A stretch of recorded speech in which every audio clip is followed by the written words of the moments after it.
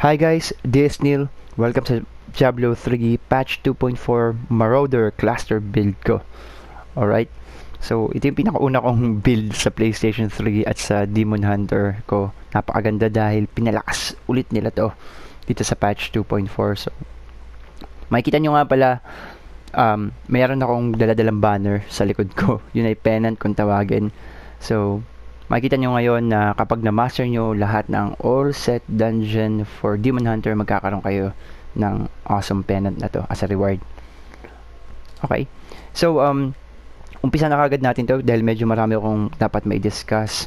We go for skills, we go for gears, and we go for a little bit of gameplay. Okay. So, mag-umpisa tayo. Main damager natin is Cluster Arrow. Okay. And then, with the rune of Shooting Star, so far, yan yung pinakamalakas na rune para dito sa build natin ito. So, ito yung more on physical damage. At kung makikita ninyo kapag nagka-cluster tayo, yan yung cluster, may lumalabas na dalawang rocket. So, yung rockets na yon guys, ang isa nun is 600% weapon damage. So, 1,200% damage yung dalawang rocket na yon. So, napakalakas. Okay? And then also, with a combination of the crossbow manticore, so makikita nyo na it reduced the hatred cost of your cluster arrow by 45%, up to 50 yan up to 50%. So medyo masagad kasi yung cluster arrow na yan, so mas makakatipid tayo, mas makakaraming tira tayo. At dito sa manticore, meron tayo dito na up to 80% cluster arrow damage. Ganun kalakas yun. Kargahan pa natin ng 15 sa helm, 15 cluster arrow damage, and then 15 pa sa boots natin. So, makikita natin dito na yung cluster arrow ko goes up to 110%. Ganyan kataas yan at kalakas. Okay? So, mapunta naman tayo sa isa pa nating skill, yan yung sentry. Magkatambal yan, dalawang yan cluster arrow at saka sentry. Sa sentry guys, makikita nyo na ginamit ko dito ay Polar Station. Dahil sa Polar Station guys, na-slow natin yung kalaban natin dyan. Okay? So, pwede tayo magtayo ng up to 2 turrets dyan at a time. Pero dahil sa combination of custom engineering na passive, pwede tayo magtayo up to 3. Tatlo. Yan. Tatlo na yung pwede natin itayo. At ito ba maganda? Kapag i-combine mo pa yan sa quiver mo na Bombardier's Rucksack, automatically, you may have 2 additional sentries. So, may dalawa pa. Eto at eto. Ayan, meron tayong 5 sentries. At ang maganda dito sa Bombardiers, ito yung merong 100% sentry damage. So, up to 100% sentry damage. So, it's a must na meron kayo niyan na Bombardier's Rucksack. At makikita nyo rin sa chest, meron ako dito 15% sentry damage. Sa shoulder, kailangan din kayo makakuha ng 15. I'm sorry. So, makikita nyo dito, ang sentry ko is 130%. Ganyang kataas yung sentry ko. Okay? Tsaka, nag-skill din siya sa Call of the Week. Na makikita nyo dito, na kapag slowed or chilled yung kalaban, may additional 20% damage tayo. Kaya, yan yung pinili ko na rune. Okay? So, mapunta naman tayo sa isa pa sa mga skills, Evasive Fire. So, piliin natin yung focus. Actually, hindi talaga natin ito gagamitin damager.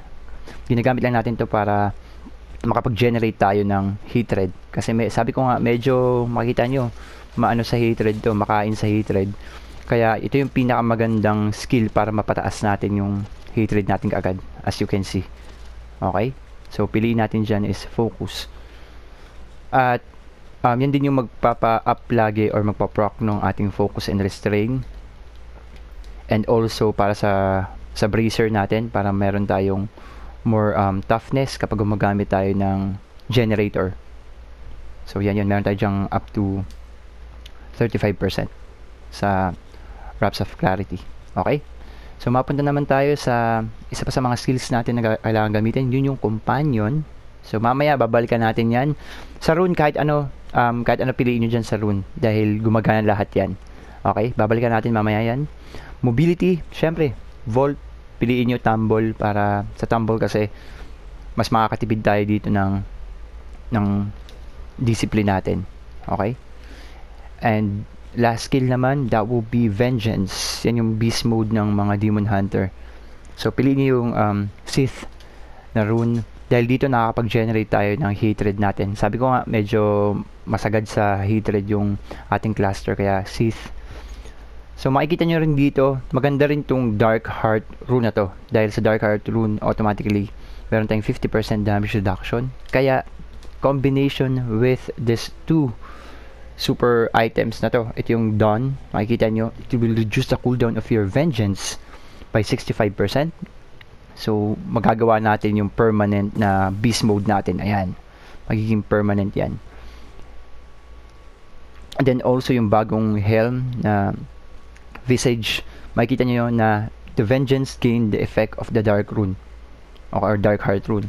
So, automatically, makunat na tayo, nag-generate pa tayo ng hatred. Alright? So, mapunta naman tayo sa mga passive.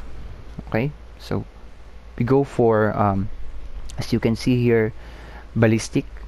Dahil syempre, mas lalakas yung rocket natin. So, mas matindi, mas magiging matindi itong ating cluster arrow. And then, Awareness naman syempre, emergency passive natin, malambot tayo kasi Demon Hunter pa rin tayo.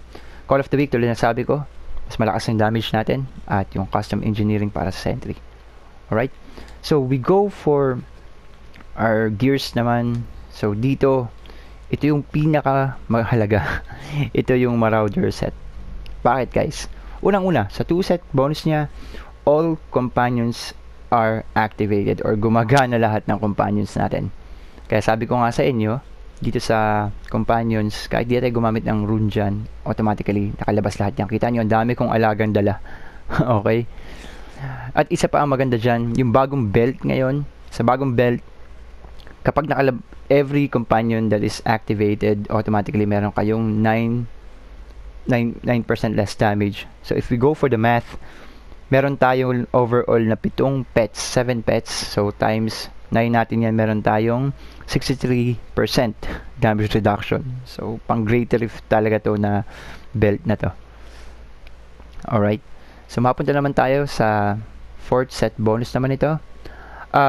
Sentries deal 300% increased damage. So, mas malalakas yung sentries natin. 300% guys.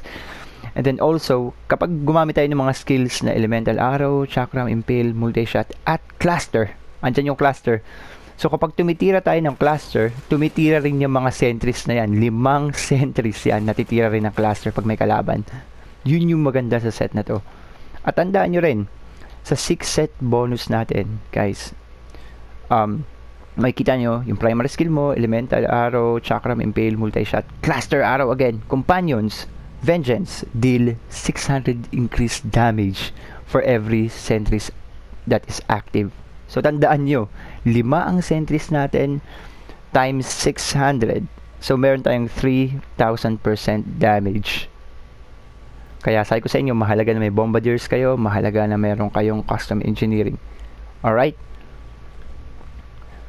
So, yun yung Marauder set. So, yan na yung helm, chest, shoulder, hands, pants, at saka dito tayo sa feet. Okay? So, discuss ko lang yung mga gears pa na kailangan natin. Of course, focus and restrain. Dahil tulad nga nasabi ko, meron tayong 50% damage kapag gumagamit tayo ng generator at saka spender. So, ito yung generator natin. Ang ating focus, may 50% damage tayo. Then, cluster arrow. So, meron tayong 50 again. So, it's a total of 100% damage. Kaya, focus and restrain, guys. So, mapunta naman tayo sa Hellfire Amulet nga pala. Siyempre, we gain additional passive pag gamit natin to. So, meron tayong 5 passive. Piliin nyo guys, ambush or maganda rin tong archery. It depends kung ano yung maganda ninyo makukuha. Pero I suggest ambush at saka pwede rin steady aim at saka archery. Okay? At i-discuss ko rin yung mga best stats din na gusto natin makuha sa mga gears natin. So sa helm, dexterity, vitality, then cluster arrow damage. Marami ang may mas gusto ng 6 critical hit chance, pero I go for cluster arrow para mas malakas. Ito yung setup ko, mas gusto ko may vitality ako.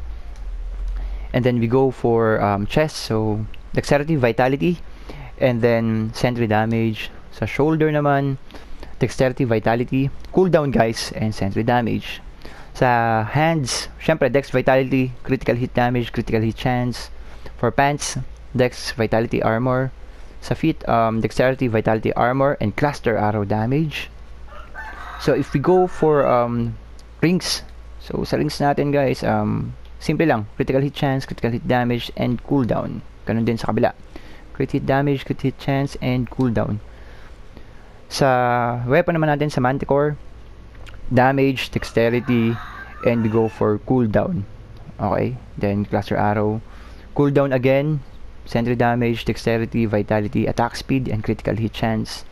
Sa belt, dexterity, vitality, life percent, armor. At sana makuha nyo yung perfect na 9% less damage. Okay, sa amulet naman guys, critical hit damage, critical hit chance, physical. Huwag mawawala yung physical damage. Physical damage again para naman sa bracer, dexterity, vitality, crit hit chance. Alright, so yun yung mga kailangan natin, gusto natin. Nakita nyo guys bakit ang dami kong cooldown, kasi kailangan ng cooldown dito para ma-up nyo lagi yung vengeance niyo. So makikita nyo itong vengeance ko na to, up lagi yan ng 100%, permanent yan. Okay, so kapag meron kang cooldown na, tingnan natin dito, 48%, that will be the golden cooldown for Demon Hunter. Okay, sa cube, convention of elements guys, unity kapag medyo kulang kayo sa toughness. So makikita nyo dito, ito, hinihintay ko lang na matapos tong cooldown ko. Ito, yan. Tapos punta na tayo sa gameplay pagkatapos ito. Oops, yan, up na uli, 100% permanent. Okay, so sa legendary gems, ang gusto lang natin is Bane of the Trap. Syempre, ang hindi nawawalang gem. Zystone naman, kasi medyo lagi nasa malayo tayo, Demon Hunter tayo, kaya medyo kailangan natin nakalayo lagi tayo sa kalaban, malambot tayo. And pwede rin Taeguk. Taeguk ang gamit ko, mas malakas, mas lumalakas ka, at saka more toughness. Pero kung di nyo kayang i-maintain yung Taeguk guys, I suggest using okay din gamitin yung Bane of the Stricken para pampatay ng Rift Guardian. So, go na kagad tayo sa gameplay dito. Okay, punta tayo sa, mag-rift tayo, 70. Medyo mahirap na yan guys, pero makikita nyo yung galawan dito. Okay, so it's still loading. Tara, ngayon na. So, wag nyo kakalimutan maglagay ng sentry. Yan, sentry, cluster arrow. So, lagi nyo i-up yung vengeance nyo, yung ating beast mode. So makikita nyo naman guys, sobrang lakas niyan. Ito yung, may gameplay ako na available na makikita ninyo sa YouTube channel ko. So makikita nyo paano ko tinapos yung Great Rift 80 dito na solo. So nakita nyo, yan. So kapag may 5 tayong sentry, durog na durog ang kalaban. Huwag nyo kakalimutan na laging i-up yung vengeance nyo o yung beast mode natin.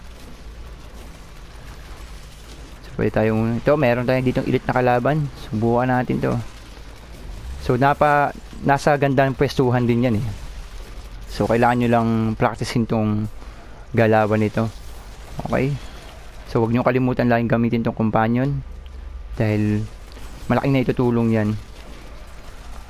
Ito. Oops.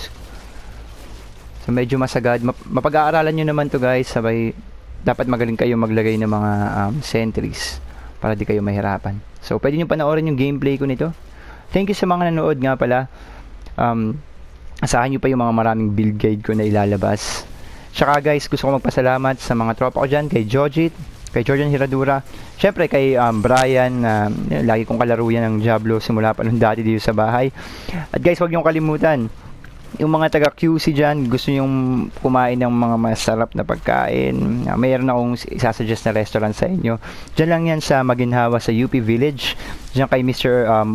Oboy of Frencho. Syempre, alam ba yan? Yan yung Felicidad Restaurant. Okay? So, enjoy guys, enjoy. Thank you sa mga nanood. Subukan natin to. Ayan o. So, upload nyo lang lagi yung vengeance nyo. All the time. Leave a comment guys kapag may mga gusto kayong malaman or may mga katanungan pa kayo. Okay? Thank you so much. Maraming salamat sa mga nanood. Bye guys!